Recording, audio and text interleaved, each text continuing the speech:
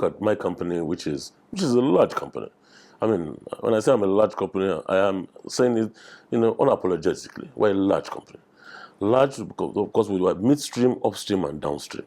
And the CBN, I won't say the CBN per se for this particular one. There was this, export fund, in which a kind of COVID fund that they provided for exporters, to help cushion the whole logistics and all that value chain issues.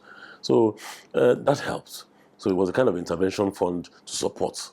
And the intervention funds that CBN gave out, you recall I said that they came down with the rates. The rates were 9%. I think they brought down the rates to about 5%. I mean, with 5%, you are still able to do a lot.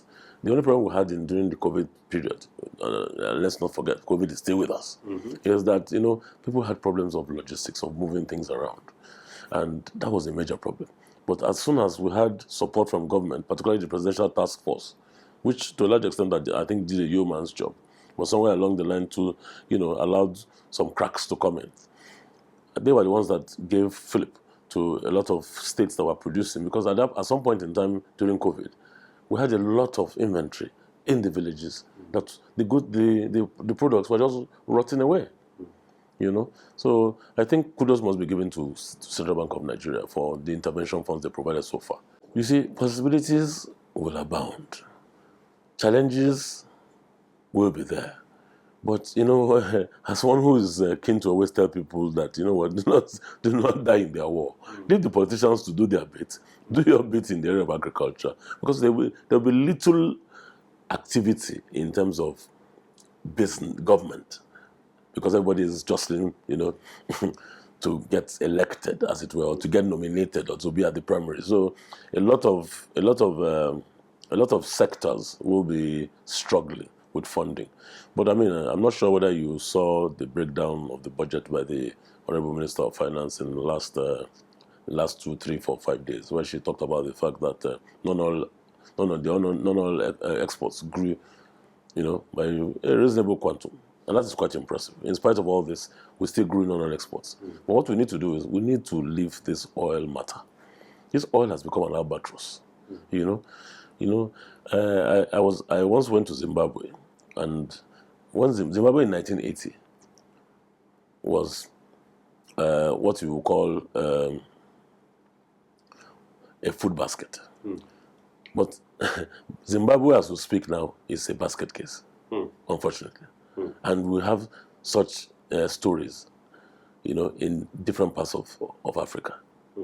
But one thing I want to say is that Africa must do enough trade amongst themselves. We don't do enough trade amongst ourselves. We'd rather go and get goods and services from the West, rather than do enough business amongst ourselves. We all have comparative advantage in different crops and different areas, which I think we should try and work on and harness.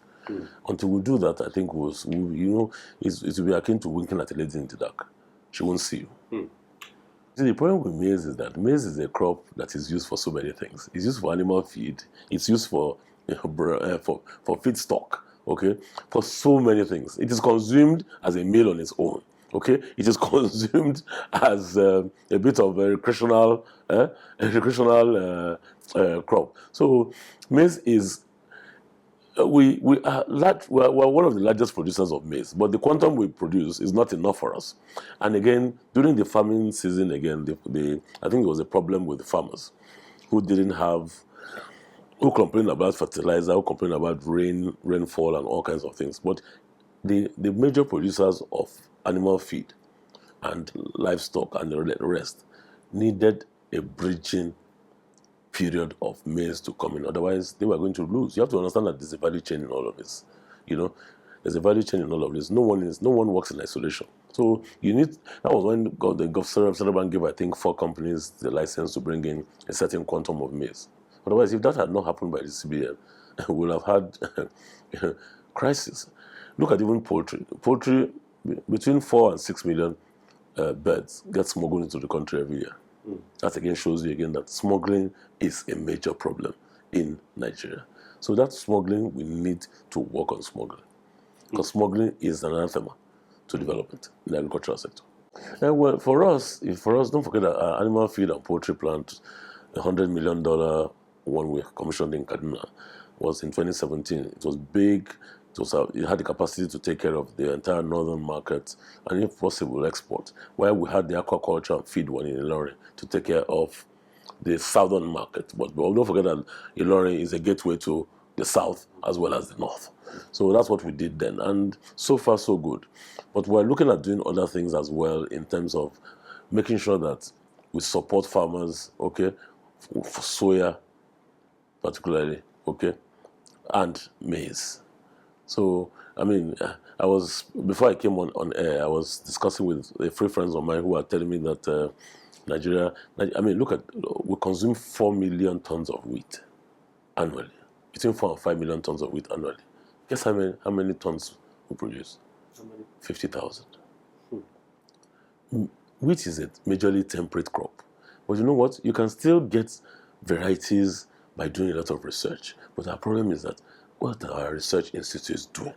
Our research institutes have turned into centers of what I would call, all they do is, under the guise of capacity building, they want to go on tours, abroad to go and, in quote, learn best practices. When even the practices that the research they have in their incubators have not seen the light of day. The bulk of their budgets is spent on recurrent expenditure. So all they do is just pay salaries of Professor X or Professor Y.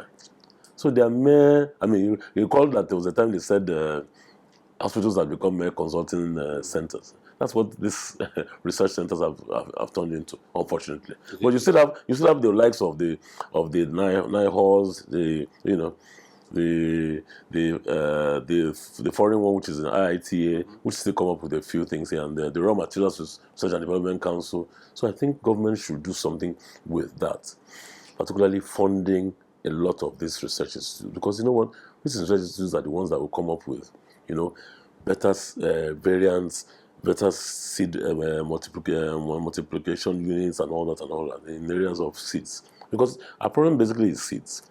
The seeds will give you, good seeds will give you good yields. And even seeds that we're talking about, you have hybrids, okay? Look at tomato, for example. People forget the fact that the tomato you use for paste is different from the table tomato that we use, the table tomato. Olam has a facility in Fresno, in California. We're talking about 40 tons per hectare. In Nigeria, you are struggling with 5 or 10 tons per hectare. Look at the disparity. Okay, so we can go on and on. You see, every country has what you call a strategic reserve, particularly what you call strategic grain reserve, that sometimes lasts between 3, 6, and 9 months. Nigeria's strategic reserve will not last more than 1 month. A lot of the silos were concessioned, but were concessioned to the wrong people who didn't have a clue. So imagine silos being concessioned, and the likes of Olam, the likes of flour mills, and the likes don't have a hand in those silos. Who would help with the silos in terms of putting strategic grains in them, if not the likes of us, who have the capacity and the wherewithal to do it? So, which is why I say that to a large extent we do a lot of things with political coloration rather than economic consideration.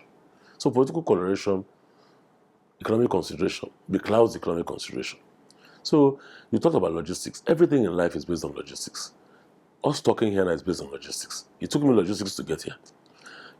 Making a phone call is based on logistics. Traveling is based on logistics. Everything is based on logistics. I'm sure you probably be laughing and saying there was this particular guy in Big Brother who was, I think they said, based on logistics, and everybody was laughing. But he grew on. Everything was based on logistics. Yeah. That's the truth, So our logistics is poor. But I must commend the federal government for their train service. But you see, the train service, the problem with the train service is when it takes goods from one point to another, when it's returning empty.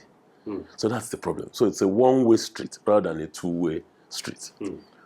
So that's one thing we need to work on. And commuting from one end of the country to another end of the country is something I think we need to work on as well. Look at Adamawa. Adamawa has one of Taraba particularly has the highest peak in Nigeria. So that's a place that ordinarily should be growing high quality coffee, tea, and the likes. Well, you know what? I don't understand sometimes the subnationals. But everybody seems to accuse the center of not doing X or not doing Y. But nobody has gone to ask the subnationals and the local governments what they are doing with the monies they receive. Unfortunately, everything is blamed. Everything is put at the doorstep. The blame is put at the doorstep of the center. But what about the subnationals?